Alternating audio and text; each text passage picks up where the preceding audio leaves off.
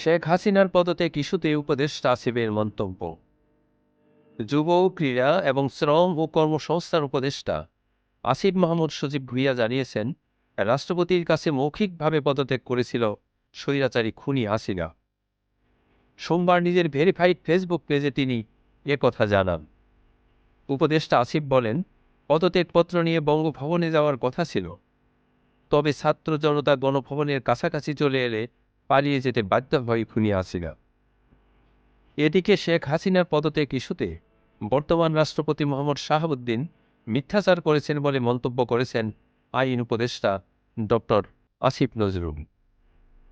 এদিন সচিবালয়ের নিজ কার্যালয়ে সাংবাদিকদেরকে কথা বলেন তিনি। আসিফ নজরুল বলেন, রাষ্ট্রপতির এই পদে থাকার যোগ্যতা আছে কিনা এ নিয়ে প্রশ্ন রয়েছে। উনি যদি তার বক্তব্যে অটল থাকেন তাহলে বিষয়টি উপদেষ্টা পরিষদে যাবে এবং পরবর্তী সিদ্ধান্ত নেওয়া হবে। অন্যদিকে শেখ হাসিনার পদত্যাগপত্র নিয়ে সমন্বয়ক হাসানাত আবদুল্লাহ একটি স্ট্যাটাস দিয়েছেন। শেখ হাসিনাকে জনগণ অভ্যুত্থানের মাধ্যমে উৎখাত করেছে, তাই তার পদত্যাগপত্রের কোনো ভূমিকা নেই বলে দাবি করেছেন বৈষম্য বিরোধী ছাত্র আন্দোলনের অন্যতম সমন্বয়ক হাসানাত আবদুল্লাহ। সোমবার ২১ অক্টোবর দুপুরে এক ফেসবুক পোস্টে তিনি একথা স্ট্যাটাস দেন। ওই পোস্টে তিনি লিখেছেন, হাসিনাকে উৎখাত করা হয়েছে। একটি অবৈধ সরকারকে জনগণ অভ্যুত্থানের মাধ্যমে উৎখাত করেছে। এখানে পদত্যাগপত্রের কোনো ভূমিকা নেই। প্রসঙ্গত, ছাত্র জনতার তীব্র গণ আন্দোলনের মুখে গত ৫ই আগস্ট শেখ হাসিনা দেশ ছেড়ে ভারতে চলে যাওয়ার আগে প্রধানমন্ত্রী পদ থেকে পদত্যাগ করেছিলেন কিনা তা নিয়ে বিভিন্ন সময় আলোচনা হয়েছে।